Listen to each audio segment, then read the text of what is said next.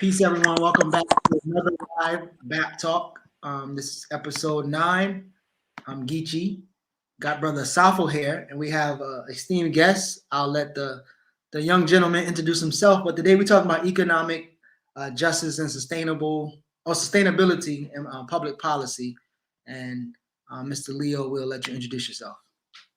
Okay, thank you so much, and it is truly an honor and a privilege to be on BABTalk.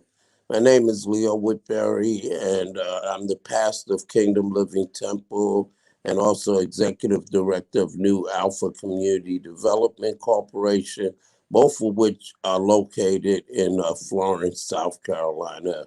And we do work around climate change, environmental justice, and community economic development. Awesome. So if you know anybody who's interested in ecology, environmental justice, anything like that, make sure you tag them, share this video with them. You can share on YouTube or Facebook. And if you have any questions, make sure you get your questions in the box and we'll get into it. But we'll start off with a question. Mhm. All right, thank you very much. It's an honor to have you with us, Reverend Woodberry. If you could kind of share with us some background information, some biographical information, and how you came to be a part of the ecological environmental justice movement. Okay, sure. So I was born in New York City. Grew up most of my early years were spent in Brooklyn and East New York, where a whole bunch of boxers came from. So neighboring community, is where Mike Tyson came from, Riddick Bowe, all of that. And I lived in the projects, and later on we moved to Queens. I became an adult. I lived everywhere in New York City with the exception of Staten Island, and started off as a teenager doing work with student organizing, some with the Black Panther Party. At 14, I did my first political campaigning. And then as I became, as I got older, I worked on a whole host of issues from Black culture to prison organizing and reform, and just across the board. And then in 1986, I transferred to South Carolina, which is the home of my family, mother, father, and my wife.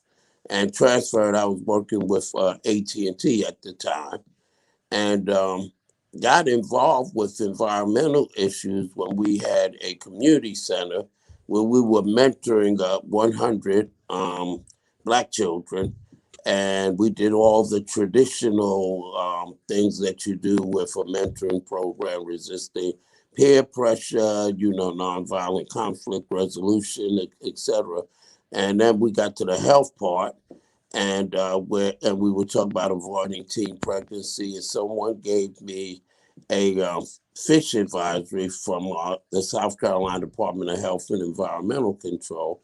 And I looked, and almost every waterway had a restriction on consuming certain types of fish.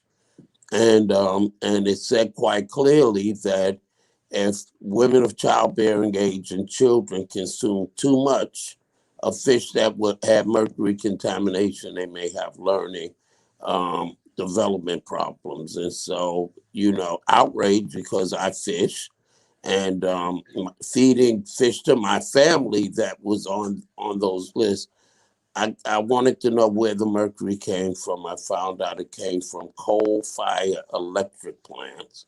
And that began my entire journey into this work. And then over the years, it deepened, starting with the 1991 People of Color Summit in Mississippi, where we moved from the term environmental racism to environmental justice, and just got more and more involved and realized that just like slavery and the genocide against indigenous people, that climate change and pollution are rooted in economic injustice.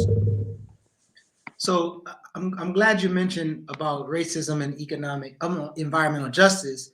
Um, Wangari Maathai is more known to younger people as a revolutionary agrarian. So my question is, are there people in the ecological justice space that you admire, that you look up to? This could be past, present. Any notable names that people can kind of get educated to? Absolutely. So I have to go all the way back, to George Washington Carver, and then also, in the more recent times, we have to give a shout out to Dr. Bob Bullard, who for years and years wrote books about what he titled at that time environmental racism, how polluting facilities are cited in people of color community, primarily African American communities, to the point where today approximately 80% of African Americans live within 30 miles of a polluting facility or a highway. And then I would also say that another person that I look up to and who I'm honored to call my friend is Dr. Mustafa Santiago Ali, who for years and years made sure that environmental justice communities were lifted up. He was one of the main people who formed the Environmental Protection Agency's environmental justice arm, and was responsible in large part for forming the interagency advisory group on environmental justice that is now housed at the White House. And he is now vice president of environmental justice at the National Wildlife Federation, where he's really taking on ecological and environmental issues. So can you speak with us, educate us and our audience about some of the um, some of the major ecological issues that are going on now, whether locally here in South Carolina, nationwide, or globally? Just educate us about what we need to know as of now. Absolutely. So, of course, we still have coal-fired plants that are belching out carbon and other greenhouse gases that are the contributors to climate change and the weather-related disasters that we're seeing daily across the planet. But we also have a lot of greenwashing solutions that are going on now. We have pipelines that are leaking. We have biomass wood pellet plants that have no market in the United States, are used for fuel in Asia and in Europe. And as usual, these pipelines are going through Black communities. As usual, the places that actually produce the wood pellets are in African American and some low wealth white communities.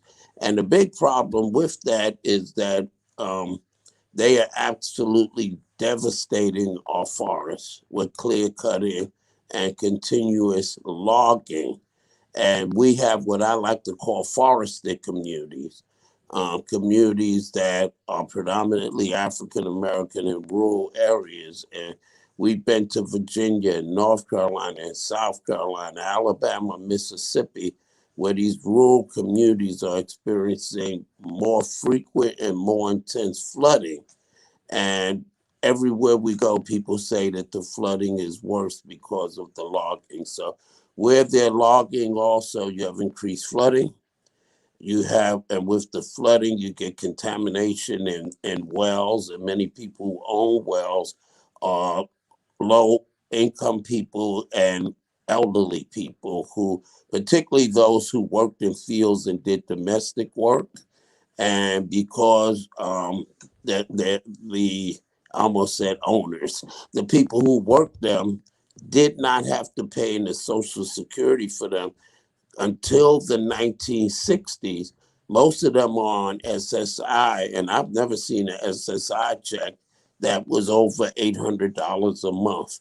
And then you have the fumes from the diesel trucks that haul out the logs, etc. We've been working for going on 3 years in a African American community in the county of Marion that is 65% African American. It's a historical community that was formed back in 1739, and we're trying our best to make sure that this community is not dismantled as people move out and have to take buyouts because, they can't afford to continue to repair their homes over and over again. And so, a lot of that is going on, and what we need to do is keep our forests standing, make sure our wetlands are intact. That's nature's first line of defense against flooding. And in the southeast, um, we are known as the wood basket of the world because more wood products come out of the south east of the United States of America than anywhere else on the planet. So definitely we have what's going on with polluting facilities in urban areas, but we also have what's happening in rural areas. So if you're Black, it really doesn't matter where you live, you are being victimized by corporations who, as Martin Luther King Jr. said, put profits over people. So tell me this. I know we have struggle with getting people to drink water. I know in my personal life, I know people who don't drink water. They know who they are. But my question is, can you explain to our people how important water is, and then speak to water degradation and how it impacts us, especially Black communities? Mm-hmm. Well, our bodies are made up mostly of water, and a lot of times when I lift a glass of water up and I take a sip, I think to myself, I am literally giving myself a shot of life. Water also, particularly in wetlands, helps the water gets filtered through the wetlands, and so we need to consume the proper amount of water that we need. But we also need clean water, drinkable water.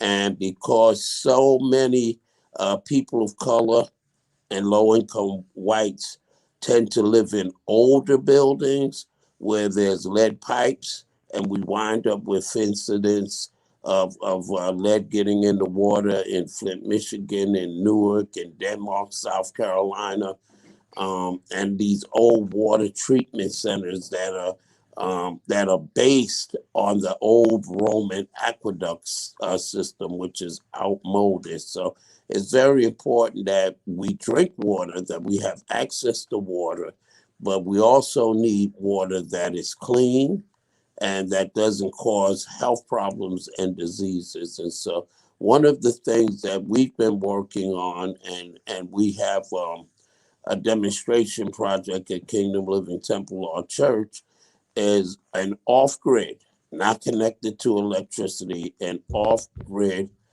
air to water generator that are known as hydro panels.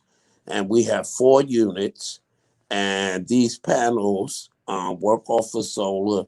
The fans literally draw air in from the atmosphere. A thermal unit heats up the air and condenses the water. It goes through a filtering system and to a dispensing unit. And with our 4 small units, we're able to produce 224 16-ounce bottles of water a week. So just this is something sustainable. It's clean water. We don't have to worry about lead pipes. We don't have to worry about old water treatment centers, and we really don't have to worry about a water bill. And so, the technology is out there to make sure that all of us have clean drinking water that we need to live. And then the other thing with water and trees, scientists call them both the twin lungs of our planet, because both bodies of water and trees take carbon in, and they produce the oxygen that we need to live.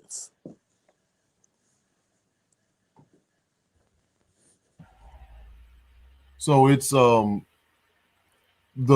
our there are many people, not just our audience, but there's a lot of folks who think that Flint is very unique. What's happening in Flint is unique regarding the lead situation and Legionnaire's disease and what have you. But it's more than just Flint, is it? Flint, because we have, you can take, I know right now in Summerton, South Carolina, they're having problems with water quality. In the town of Timminsville, the water treatment center was so bad, so old, so antiquated that EPA, the Environmental Protection Agency, had to come in, the South Carolina Department of Health and Environmental Control. And finally, they just realized we can't do anything with this water treatment system. And they now get their water from the neighboring city of Florence. And, I can just go on and on, about the town of Ladder and Newark. And so it's water treatment centers, it's lead pipes, it's towers that contain water, all of which have contaminants and become old and no longer operate at peak efficiency. And so, and when you think of the fact, like I said, most low income people live in older homes.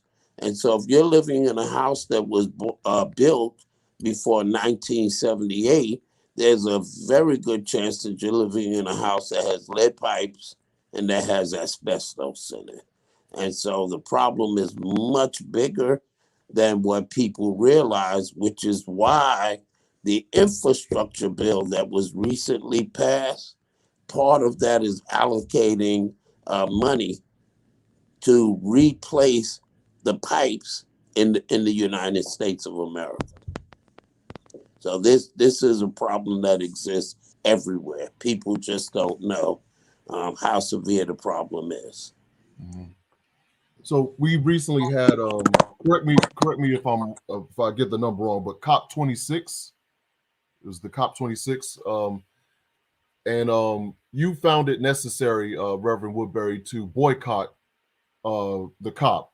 So first, explain to us what the COP is, and then explain why you found it necessary to participate in a boycott of the COP. Right. So the COP, the United Nations, COP stands for Council of Partners.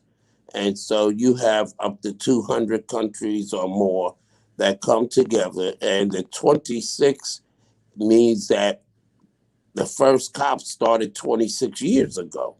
So they've been aware of climate change and the heating of the planet and all these weather-related disasters for over a score of years, for over 25 years.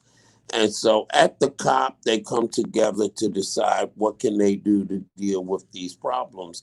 That's where the Paris Agreement came from. It came out of the COP, which basically at the COP, they're supposed to do several things. One is reduce carbon emissions by 45 to 50%, which means that different countries have to state what their national determined contribution. In other words, each country is supposed to say, this is how much we'll reduce our carbon output by, so that we can lower carbon around the world and start to push back against the devastation that climate change is bringing us. It also deals with things like loss and damage, because we're extremely blessed in this country. We have we have homeowners insurance, we have FEMA, but in many countries people don't have that. In many developing countries, if you want to build a house, they don't even have home mortgages. You build one room Everyone lives in it until you could get money to build another room and another room, till you get a house. So when the hurricane comes, the tsunami comes, wildfires, etc., whatever it is, and your house is destroyed, you have to start all over again. So one of the big complaints, one of the things we've really been working on at the COP, is something we call loss and damage. And so we want them to allocate money so that when this happens, people in Africa, people in Asia, people in the Caribbean, around the world are able to get resources to rebuild their homes during climate change, which they're saying is going to last 80 to 100 years if we do the right thing.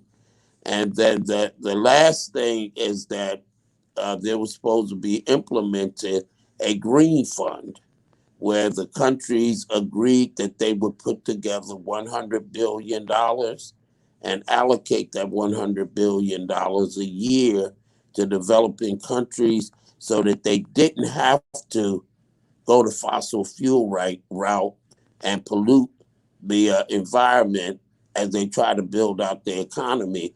But that money would help them to move into the renewable energy space and build their economy around that. That was 6 years ago, right? 6 years later, the first $100 billion has not been given out. In fact, they've only raised $80 billion. And so at the COP, I turned in my credentials like some other people did in protest. One, because of the vaccine apartheid. Only 10% of the people in Africa have been vaccinated. And that's largely because they don't have monies to buy vaccine at a time when Gordon Brown, who's with the United Nations World Health Organization, it is estimated that the global north, the developed countries, will throw away 100 million Pfizer vaccines because they'd rather let them expire than give them the people who need it. So the vaccine apartheid caused a lot of people of color in the global south not to be able to attend what the newspapers and television called the whitest COP that has ever been held. And so I decided to stand with my brothers and sisters in the global south, even though I had the credentials, everything was paid for, but I could not with good conscience go to an event where decisions were being made predominantly by people who don't look like us and who have failed to have the resoluteness to push their parliaments, their Knesset, and their Congress to do the things that they need to do to save people and to save this planet. And I know that was long. I apologize. For a moment, I was in my pulpit. Nah, no, that was perfect. Like, cause I want to get into the environmental and even being in a pulpit. So a lot of times in these spaces, these environmental justice spaces, there's not that many people of color. There are not many black folks. Churches, people talk about God. You got the spiritual people talking about the universe or Risha, whatever. Let's say that someone says that man can't destroy what God, the university, or Risha's whoever created, and we're exaggerating about this climate exchange. I'm sorry, climate change. How would you respond to that, one? And if there is a climate change, what are some ways that we can reverse the catastrophe that we're creating? Absolutely. So, for faith organizations, and I work with several. I'm the board chair for Agricultural Missions Incorporated, an organization formed in 1933, and we're going into our 14th year of our West African initiative, where we work with 70 remote villages that have never had electricity, indoor plumbing, or even water systems. And so I also work with Green Faith that is in 15 countries. I'm serve on the board there. So as faith leaders, we realize that from my faith tradition in the book of Genesis, the second chapter, we're told to subdue the earth and have dominion over, and everything that flies in the air, crawls on the earth, swims in the sea. Be fruitful and multiply and replenish the earth. And this is before what my faith and others call the fall from grace. So we're talking about submission and dominion that is benevolent. We're talking about replenishing or recycling. And so we're called to be good stewards of the earth. And then, in terms of the destruction of the earth, the Bible never says that. It never says, or the Quran, I've read that. It never said that the planet would be destroyed. It says that the system and the wickedness and the greed will be destroyed. So when you look at the book of Revelation, the 21st chapter, and the first verse, it says, I, John, beheld a new heaven and a new earth because the former has passed away. The Bible talks about our bodies being changed in the twinkling of an eye. And it also says, what's a year to God is like 10,000 years for us. So rather than the planet being destroyed, scientists say that if we let this get out of hand, we will have an existential problem, which comes from the word exist. And so they're predicting that if we continue, we will lose 6 million species on this planet, and civilizations will no longer exist as we know them, because sea level rise will wipe out coastal cities. We already are having droughts, inland flooding daily. Civilization will not be the same. And human beings may have to evolve and have new bodies just to survive on this planet, if we in fact do survive. And so it's not so much that the planet is going to be destroyed, but civilization and life as we know it is going to change, or in some people's mind, be destroyed. And so we have to make sure that we are putting things in place, like making sure that our forests stand, make sure that we're not polluting our oceans with plastic, because it's easier for us to use plastic plates and forks and cups. And even though it is so ludicrous, because you're spending more money on that than you do for a 99-cent bottle of dishwashing detergent, and you're destroying the planet. We have to cut back on our use of electricity, because that means using more fossil fuels like carbon and putting more in the air. So there's a host of different things that we can do, as well as advocating for and electing policymakers and putting them in office who will push to have renewable energy that doesn't poison the planet, like solar and wind, and using ocean tides and those sorts of things. I tell folks this: it's time that we moved away from using energy that is death dealing, and that is based on what? Dinosaurs and others that are interned in the ground like a grave. What we need is clean, renewable energy that is life-giving and life-affirming, like what we get from the wind and the air that we breathe in the sun.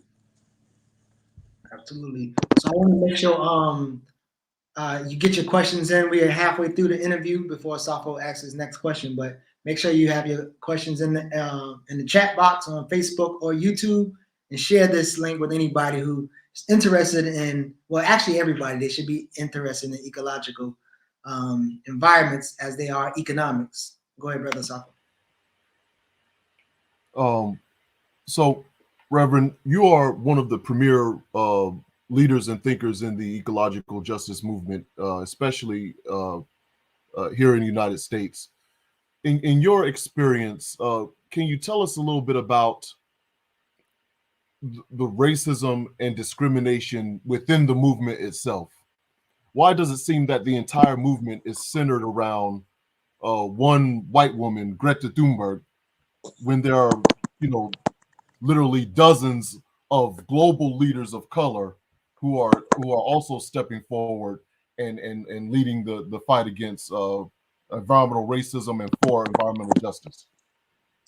I am so glad that you asked that question. And along with that, we have to talk about philanthropy and how this work gets funded. And let's remember that in the United States of America and Europe and these places, that white folks do not want to give up their dominant position. They don't. They may not say that to us. They may want us to look at the people who, formed the insurrection in January at the Capitol. They may want us to look at certain political figures. But when we look at the fact that 76 million people voted for Donald Trump, and that the majority of white women with college degrees voted for him, then we know that they are truly rooted in controlling and dominating everything. And I always say, we get a lot of people who are doing all these things to help white folks to the exclusion of their community, it's like, why am I helping people who don't live in my community understand why they should move away from white privilege and white superiority and those sorts of things? That's their problem to solve. I know where the problem comes from, just like all of us do. It's rooted in control. If you can control something, if you can control the resources that people have, that's where your sense of superiority comes from. And because you think you are superior to other people, you then feel that you are privileged to get things that other people do not receive. And because you are privileged and you have more than they do, then you believe that, well, they're not worthy, they're not smart enough, they don't have systems and institutions that are good enough. And you go right back full circle into that's why we have to control stuff. And we have the same thing in the movement. What we have with, I call neoliberalism, is the same old system of exploitation and control that's been going on for years. And so we have philanthropic groups, we have the government, we have universities, etc., who are literally pimping the pain of people of color and low wealth whites, because they never really cared about them either, pimping their pain and using what's going on in our communities to get literally billions of dollars from the Jeff Bezos, from major foundations. And when they get the money, and I've said this to them, if the Hermes principles, the principles of environmental justice, and all these things that white folks claim they believe in and are aligned on and in solidarity with us on, then why are you going to talk to funders and the people in communities who have a right to speak for themselves are not at the table when these negotiations take place? And when the money comes down, they hack off admin fees for themselves and generally sprinkle out small amounts of money, what I call Hansel and Gretel cookie crumbs. Because what happens is that money quickly goes away, and then you can't find your way to freedom. So you have to go right back to the funders again to see if you could keep the lights on again for another year. And so we have to change that paradigm. And this is the reason why. And this is not about lip service. It's about actualizing and changing our situation. The reason we have the climate crisis and this entire planet and everyone is in peril is because of racism. This stuff started during the Industrial Revolution. They placed all of these poisonous plants, etc., in our communities. They didn't care what it was doing to us or what it was doing to the environment. If there was not environmental racism, we would not have climate change today because they would never build those things in affluent white neighborhoods. And so racism is the root of the problem. And if we don't break away from systemic racism, not only with segregationists and white supremacists, we have to break away from that system, including the neo liberals who say that they are allied with us. And we appreciate what they do, but they need to do things differently because we are so far behind what the goal should be for reducing carbon that all of us are now in peril, and we're going to be in even worse shape. So we need more leadership in these institutions that give out money and make decisions. And I don't mean checking boxes. They say we got a black, we got a Latinx, we have an Asian, we have a Native American, and we have someone of a different sexual orientation. We need to be occupying positions where decisions are made, where people are part of the senior management team, and where we make the decisions about how funding happens and where the funding goes. You guys are getting me excited and riled up, you know. So I made a comment about sometimes our focus is like elsewhere, right? So we often see people are apolitically focused on economics and money and not ecology. So my question is, why do you see that as a problem if you do?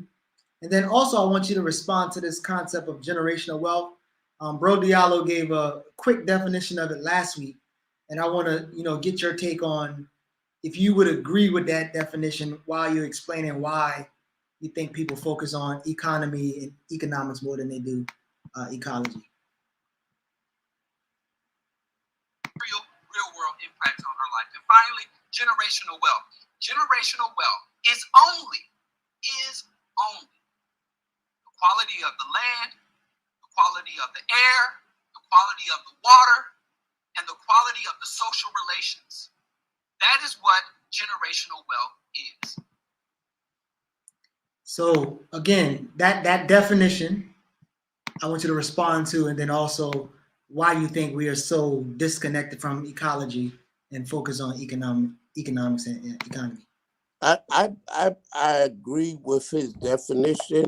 I would like to add one more thing to it, and that is that generational wealth is also based on ownership of the land, because the land is the means of production, and that's where our minerals come from, our resources come from, the materials that we build homes, we make cars out of, the clothes we wear, the food we eat. And as long as we don't have control of that, then we're just laborers. And as long as you're just a laborer, there's no assurance that you'll have generational wealth. And we saw that with NAFTA, when manufacturing left the country. We see it when new technologies take away jobs. And so we not only need all of those things that Brother Diallo said, but we also need control of the means of production, which means land ownership. And so I don't even know if we're focused so much on economics than we are with getting a job, and not realizing that the best that we can get out of having a job is maybe owning a home, which they call the American dream, because if you want to convert all the assets you have into cash, for most people, that means what your home is worth.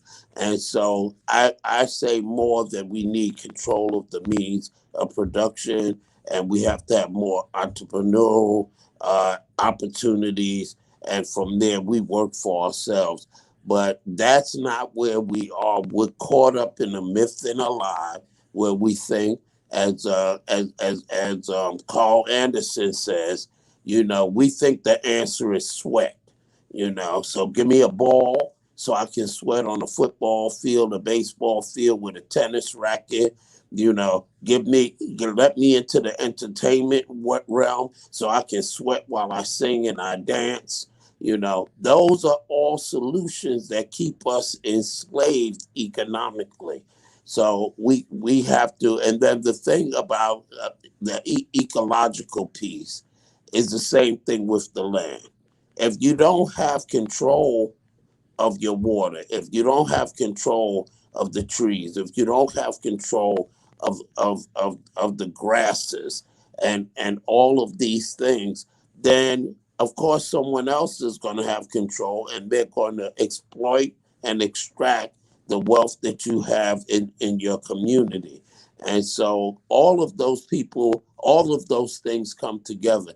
The only thing Brother Diallo said that gives me thought is when he was talking about classes and class warfare and that sort of thing.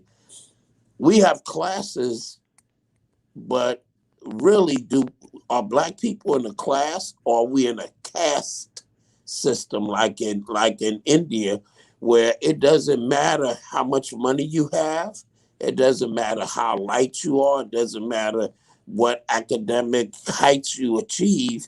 When the police stop you, when you come in certain situations, you know what? You're still a nigger and you still might get shot. So we are sort of in a caste system where it doesn't matter what we do or what we have, we are still looked at as the lower class that can be treated any other way. We have, especially with African Americans who come from slavery, because other immigrants can come here, make money, improve their situation, but we are viewed as not only the underclass, but in a caste where our situation is never supposed to change. And the way that we change that is by having control of the means of production. And having control of the means of production means that we also control ecologically what goes on. So we don't have people cutting down trees and doing practices so that the honeybees die. And in the United States, people have to truck honeybees in so that they can pollinate our food and we don't starve to death. We need control, but we also need to control our ecological environment. Just on that point, I had another prepared question, but just you mentioned the honeybees. I remember years ago I went to the Jepson Center in Savannah, Georgia, and they had an entire exhibit about the importance of the honeybee to our environment. Could you just, for a quick moment, maybe 30 seconds, just share with our audience why having a vibrant, a healthy honeybee population is so important to our environment? Absolutely. Honeybees pollinate the food that we eat.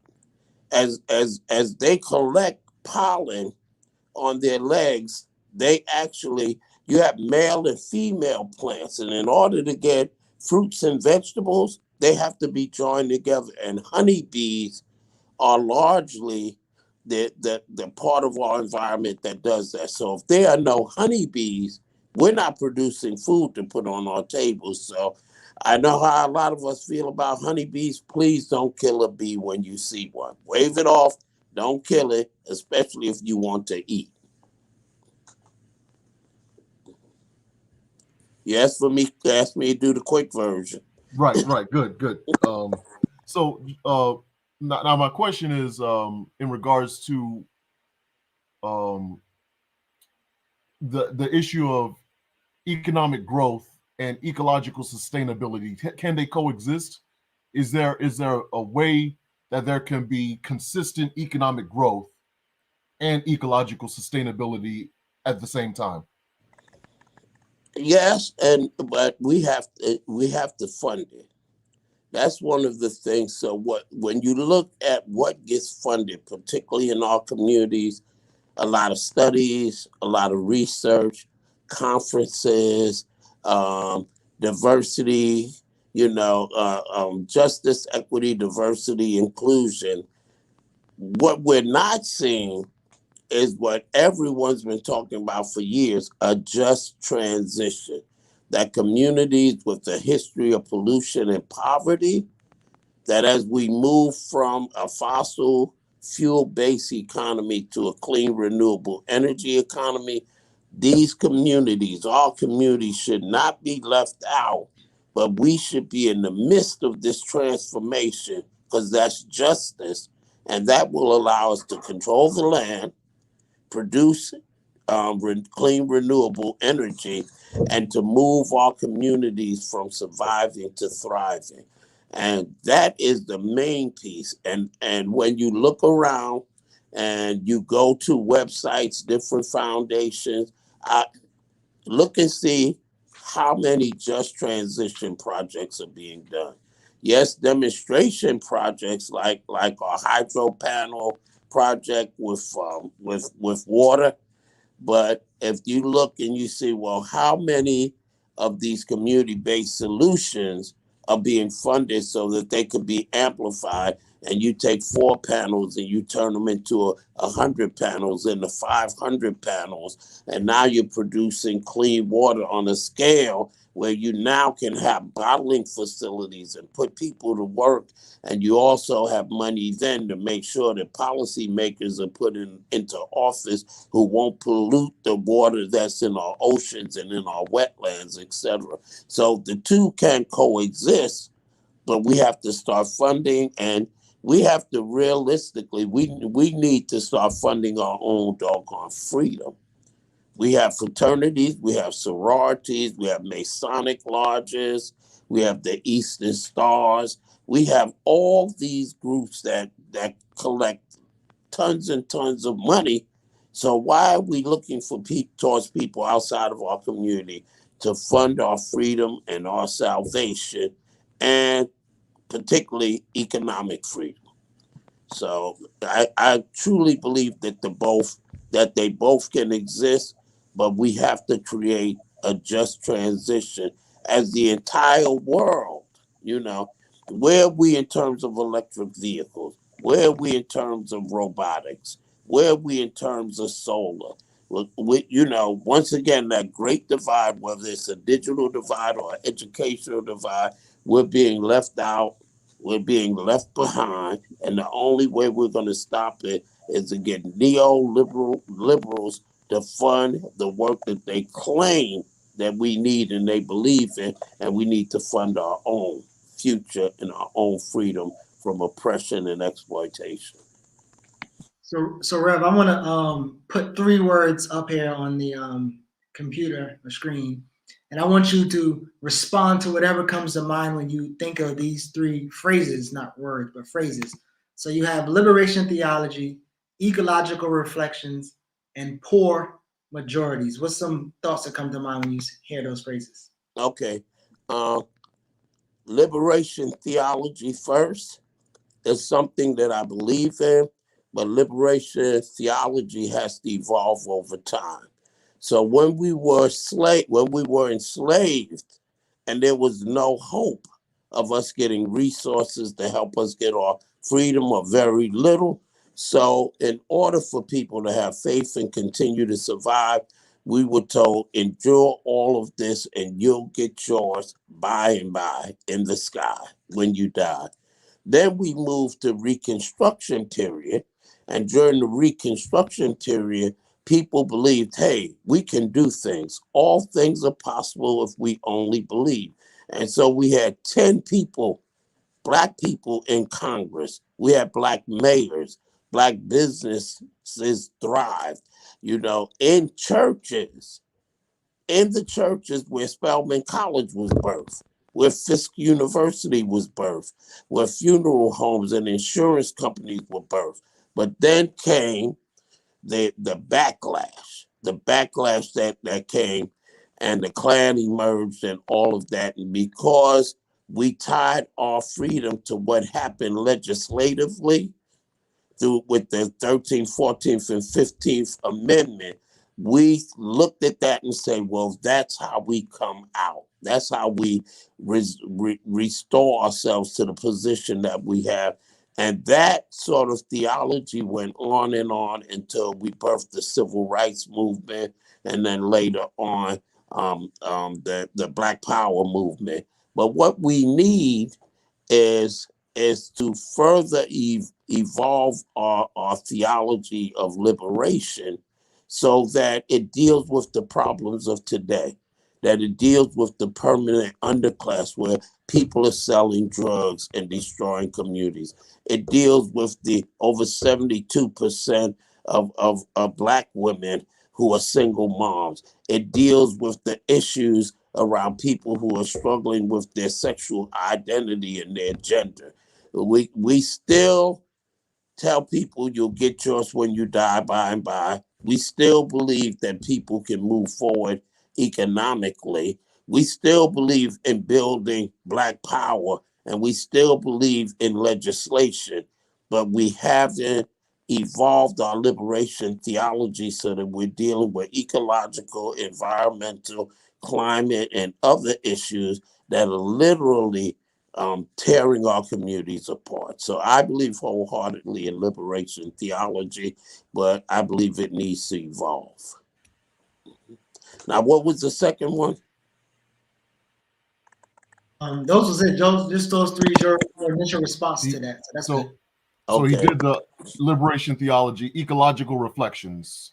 right. That was the second word. Yeah, the ecological reflections is that, we are literally losing communities. I look at the town of Nichols in Marion, South Carolina. Half the town is gone. People have just given up. They've moved out. And the thing is that if we could keep the, and I said to the folks in the church, when Hurricane Matthew came in 2016, they are not going to save that town. They're not going to save it because when I-73, the interstate, is built, that town will be 5 miles away from that interstate highway. That property will be very valuable. So our ecological reflections should be how we save the planet, how we save our communities, and not only save our communities, but how do we save our communities in a way that in a way that it helps us economically as well. So those are kind of saying that our reflections and our vision has to be broadened and deepened. Oh, hold on. I'm sorry. What'd you say, Reverend Leo? I said there was a third question, I think, about poverty or poor. Poor majorities was the third phrase. When you say poor majorities, you're talking about racially, how the majority of our people are poor. Well, I mean, actually, you can majority of white people are poor. So it's like, Yeah, I mean, you can they look are. at it race or class or however you decide. Mhm. Well, one of the reasons that people are poor, and we're talking about poor financially, we're talking about poor in terms of generational wealth. But what we really have is intergenerational poverty. So for most people, there's nothing for you to give your children or your grandchildren. They go to school, they get their diplomas, they get their degrees, and they start off at ground zero, just trying to find a job. And because they successfully completed their academic endeavors, we pray that they're going to get a good job. But the real poverty is rooted in the fact that our value systems are not correct. Our value systems are in whether or not someone has red bottom shoes or the latest designer clothes or bags, and that is not how you build assets. That is not how you build wealth. And so most of the people in this country are poor. And poor, I just read some statistics recently that 50% of the people in the United States, white, black, brown, don't have a bank account. They're unbanked. They have no money put aside. And so I would say that the majority of people are poor because their values are misplaced.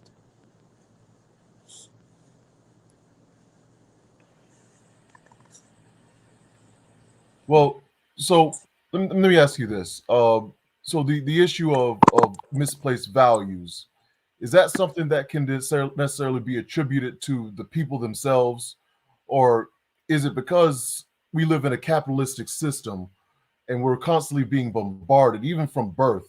Um, I like to tell the story sometimes of my son, when the night my son was born, and generally as you know, I guess as protocol, they put, I guess, a little cap on the baby's head, uh, and they came in and put the little cap on my baby's head, and it was a little Mickey Mouse cap. So from birth, from from the very time my son emerged from his mother's womb, he's being bombarded with images, bombarded with propaganda, and from that time all the way into adulthood, we're being told you're not worth anything unless you have the red bottoms. You're not worth anything unless you have the car. You're not worth anything unless your body looks a certain way. You're not worth anything unless you have the big house and all this other stuff.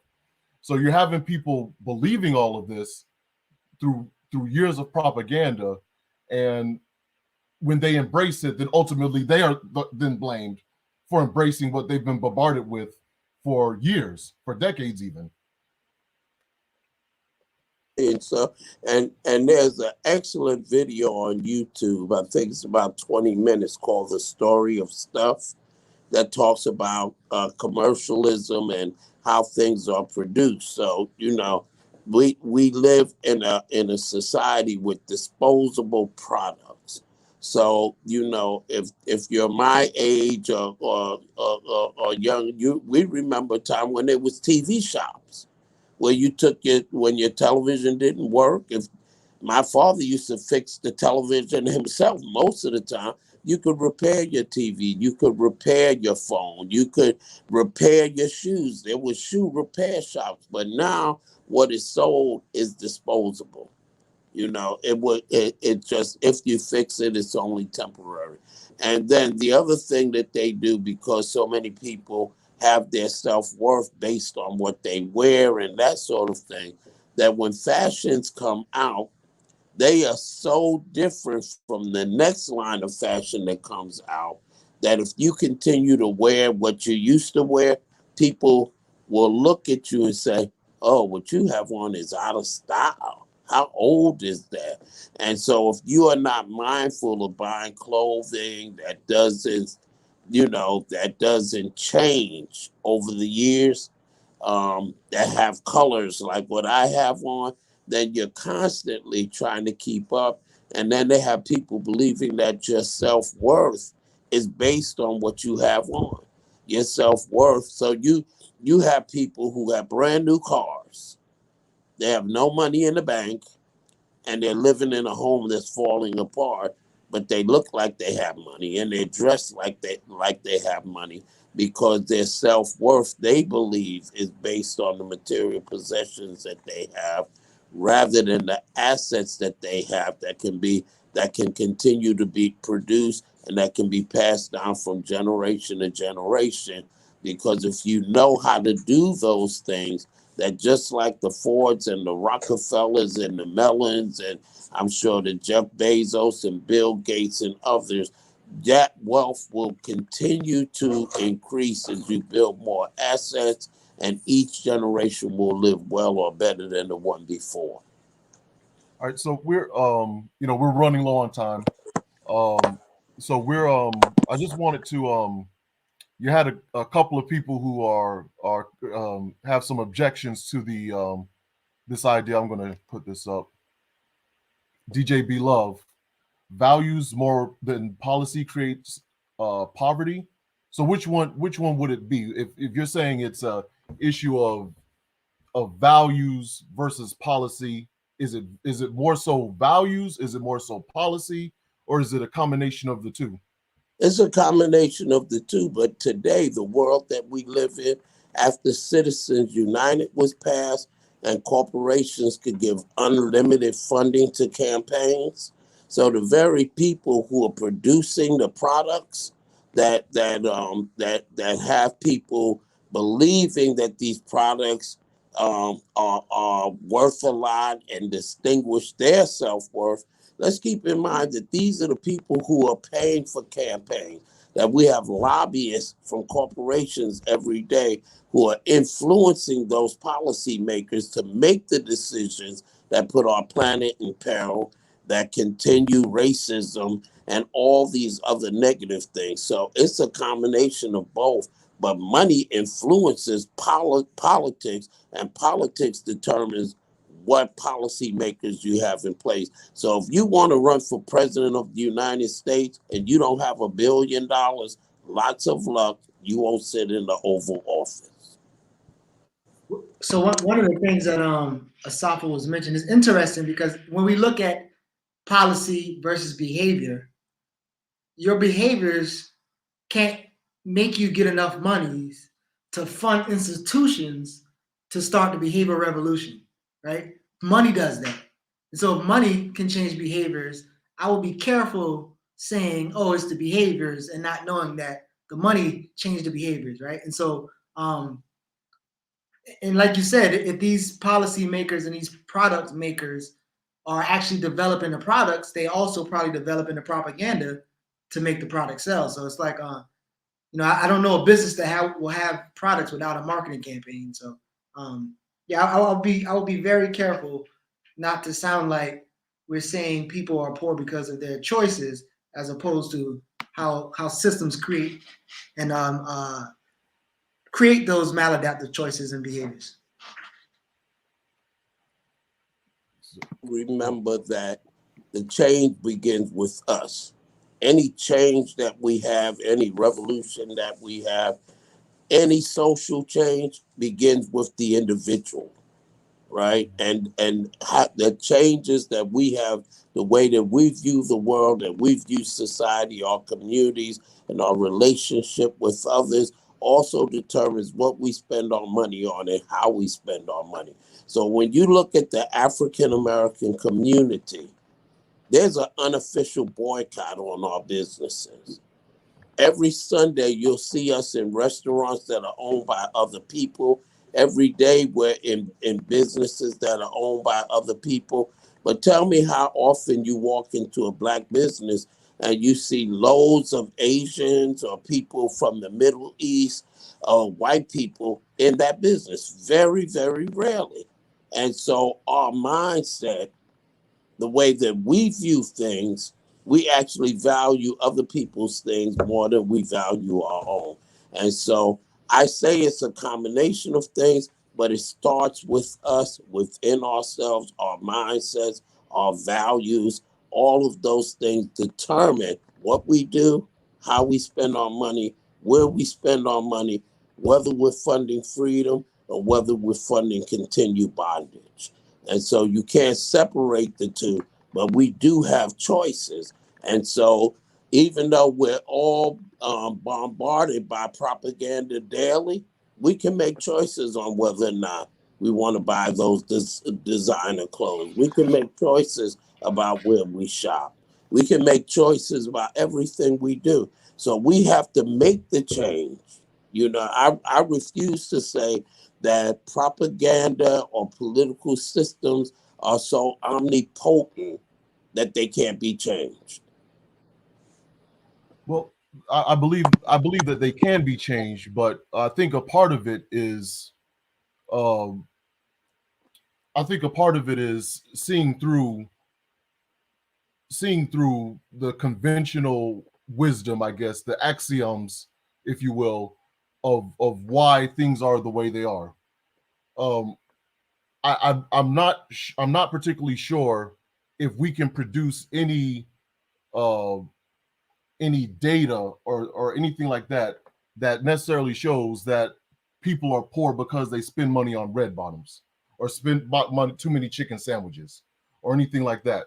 But we can demonstrate and we've talked about it even during this interview, the role that policy plays in the disruption of communities, where you have thriving Black communities. We could talk about Liberty City years ago in Florida.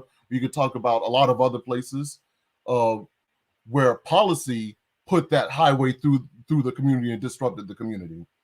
Where mass incarceration and the proliferation of this kind of punishment bureaucracy played a role in the dissolution of Black families. We could talk about environmental issues that are causing people to have health conditions that cause them to have medical bills and everything like that. So there's, I would have to disagree that it's necessarily a values issue more so than a policy issue, because even policy determines values, I would think. Policy determines values, and your values determine who you put in office and what kind of values are put in place. But I'll give you an example about how money cannot make a difference. This is a very concrete example that happened in November of last year, right? Okay. The city of Florence, South Carolina has its first woman and first Black mayor ever elected. Several of us worked on her campaign. Her opponents in both the primary and also in the general election spent over $300,000. Her campaign raised $17,000. She won in the primary, she won in the runoff, she won in the general election, right? It's not just about money, but it's also about how you see the world, what you value, and that determines policy. So because she is in office, for the first time, we have a resilience and sustainability commission in the city that is looking at things like heat islands and poor communities, that are looking at what do we do to deal with environmental issues. So I'm not saying that what I'm saying is absolute, but values, absolutely. It's not that they trump policy, but values definitely values definitely influence who gets elected, and once elected, what policies are put in place. White people valued the fact that they are the dominant people in this country. And when they found out that 41% of people in the United States of America are people of color, and if birth and immigration trends continued, that they would no longer be the majority, Donald Trump became president. And one of the first things they did was ramp down immigration and wanted to build a wall and get rid of Roe versus Wade so that more white babies could be born. So absolutely, what you value has an influence on who gets elected and what policies get made. But what I'm not saying that's absolutely not the only thing, but it's a very important piece of what goes on. We promise we get you out in a little over an hour, and we'll keep to that promise. One last quick question. You mentioned you briefly touched on the infrastructure package, the infrastructure deal. Could you tell us just a little bit more about that, and what are some ways that it might benefit Black communities, or if there are any ways it'll benefit Black communities? Mm-hmm. Yeah, infrastructure bill can benefit us getting rid of those lead pipes in these older homes and those sort of things. What I'm more excited about is President Biden's Executive Order 14008 on environmental justice and public health that says 40% of all sustainable investments in all 17 federal agencies should go to what they call distressed environmental justice community. That is a lot of money. And as we speak right now, there are several groups, including people like Cecilia Martinez, who's been working on these issues a long time at CEQ, Harold Mitchell, a former state house rep in South Carolina, is one of the people working on the Justice 40 advisory group in the White House. So I'm really excited. We can do things with the bills, but I'm really excited about the prospect of monies that can come in through the Justice 40 initiative. And one thing I'll say this, from because as you get older, you see things differently.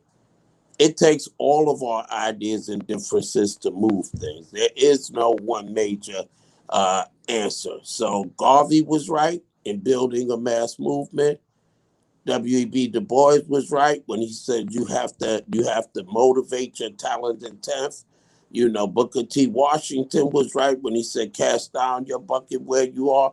We need people who can be plumbers, who can be electricians, etc. So it's not a one approach or two or three approach. It takes all of them. So what happens is we need to put all our ideas on the table and not just talk about them, but actualize them, and we'll find out what really works.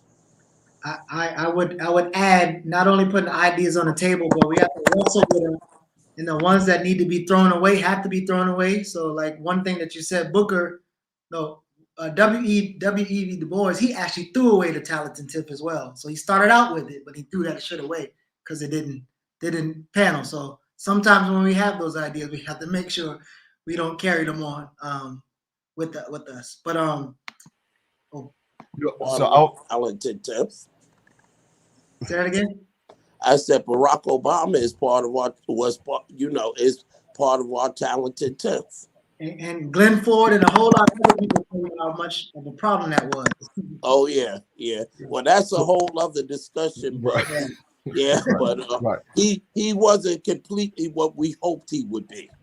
Shit. Okay. So Right. when I Reverend Woodberry, when I first met you, we were at an event in Coker University in Hartsville, put on by our mutual friend Mal Hyman, and ever since then, when I saw you take to that stage and deliver your remarks, I was like, I know we got to get this brother on our show. He's got to be on our show, and he's someone that I definitely need to link up with. So the work you all are doing in Florence and the PD area is massively important, and whatever I could ever do, I'm right down the road here in Myrtle Beach. So if there's anything you ever need from me, call me and I'll run down the road to come and stand with you, brother. Absolutely. I want to stay in touch with you guys. Quickly, I'll say this. I'm not a young lion anymore. I want to pass my torch. I'm looking for people like yourselves that we can work with, that we can share the connections that we have with you that we've developed over the years, so that, as the older people would say in the Bible, so that my living has not been in vain. So yeah, I think very highly of you guys, and I want us to not just do this show. I want us to work together. Okay. Absolutely. So Put so the website is, if you could put the.